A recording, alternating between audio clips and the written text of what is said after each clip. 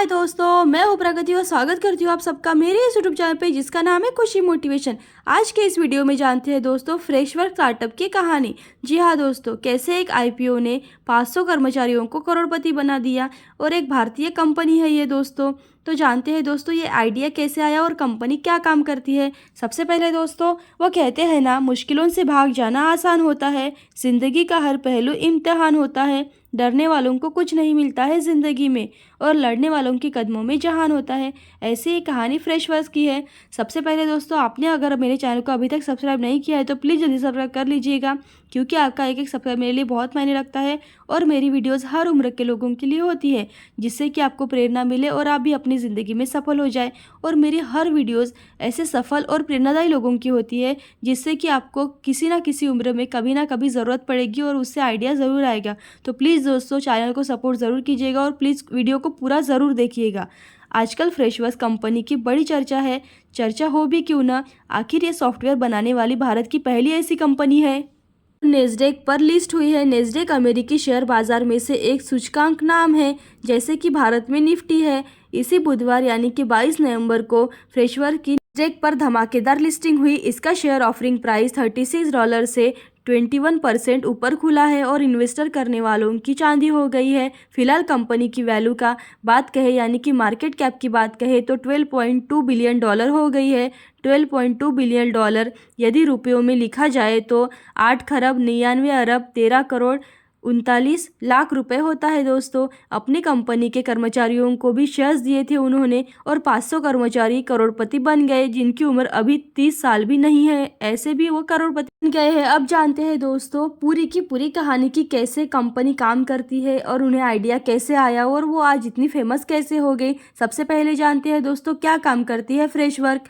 ये एक software as a service है, यानी कि सॉफ्टवेयर एज ए सर्विस का शॉर्ट फॉर्म सास कंपनी है। इसकी शुरुआत साल 2010 में फ्रेशडेस्क नाम से हुई थी। शुरू में कंपनी हेल्प डेस्क की तरह काम करती थी, बाद में अन्य तरह की सर्विसेज भी दी गई। फिलहाल फ्रेशवर्क दूसरी कंपनियों को एआई आधारित custom service, sales and marketing, automation, IT service management और एचआर मैनेजमेंट सर्विस उपलब्ध कराती है। जानते हैं दोस्तों कंपनी का कहना है कि ग्राहकों को संतुष्टि सर्वोच्च है। किसी भी बिजनेस को चलाने के लिए ग्राहकों की आवश्यकता होती है और कंपनी का तभी संभव होता है जब ग्राहक उनसे जुड़े रहे और ग्राहक को हर सवाल का जवाब संतोषजनक मिल जाए। यदि ग्राहकों को उनकी समस्याओं के लिए भटकना न पड़े और वह कंपनी से जुड़े रहेंगे तो ऐसा ज़रूर हो जाता है। तो हर कंपनी एक डेस्क ज़रूर बनाता है जो ग्राहकों की समस्याओं का समाधान करता है। इसे कस्टमर सर्विस कहा जाता है दोस्तों। फ्रेशवर्क्स भी दूसरी कंपनियों को हेल्प डेस्क यानी कि कस्टमर सर्विस उपलब्ध कराती है। अब जानते हैं दोस्तों तो फ्रेशवर्क्स में ऐसी क्या खास बात है। अब सवाल ये होता है दोस्तों कि काम तो बहुत सारी कंपनियां करती है, तो फिर फ्रेशवर्क्स ने ऐसा क्या कर दिया जो कि दूसरों से बहुत अलग है और इतनी बड़ी कंपनी बन गई है। दूसरी कंपनियां अपने कस्टमर के लिए शिकायत करने का एक प्लेटफॉर्म बनाती है, जहां पर लोग अपनी शिकायत दर्ज करा देते हैं। लेकिन कई बार ऐसा होता है कि कस्टमर को समस्या का हल पाने के लिए बार बार ईमेल, फ़ोन या मैसेज करने पड़ते हैं। हर बार कोई नया कस्टमर केयर अधिकारी आता है और कस्टमर को फिर से अपनी प्रॉब्लम उसे बतानी पड़ती है। यह पूरी प्रक्रिया काफ़ी थकाऊ होती है और कस्टमर ऊब जाते हैं। परेशान होकर कंपनी के इस रवैये से वो सोशल मीडिया पर लिखते हैं। फ्रेशवर्क्स ने कंपनी से जुड़े तमाम प्लेटफॉर्म को एक जगह पर ला दिया। सारी शिकायतें, फिर चाहे वो ईमेल हो या मैसेज हो या फिर फ़ोन हो, सोशल मीडिया के ज़रिए एक ही जगह पर उपलब्ध कराती है।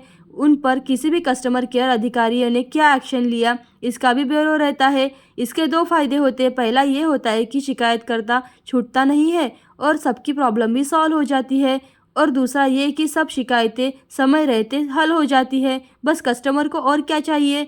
और फ्रेशवर्क्स ने यही थकाऊ प्रक्रिया को बदलकर एक नई और आसान प्रक्रिया में मुहैया करा दिया है। तो जानते हैं दोस्तों कैसे आया इनको इतना शानदार आइडिया। को बता दूं कि दोस्तों इस कंपनी को लगभग 10 साल पहले शुरू कर दिया गया था, यानी कि 2010 में। कंपनी के फाउंडर है गिरीश मातृबूदम और शान कृष्णासामी।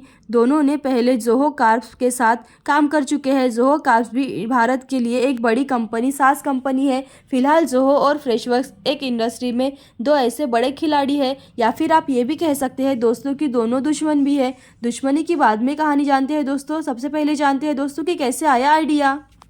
गिरीश ने एक इंटरव्यू में खुद बताया है दोस्तों कि 2009 की बात है जब गिरीश ऑस्टन टेक्सास से काम करते थे। गिरीश अमेरिका में अपना बोरिया बिस्तर बांधकर चेन्नई यानी कि भारत के लिए रवाना हो गए। वह अपने घर का पूरा सामान भी भारत ले आना चाहते थे।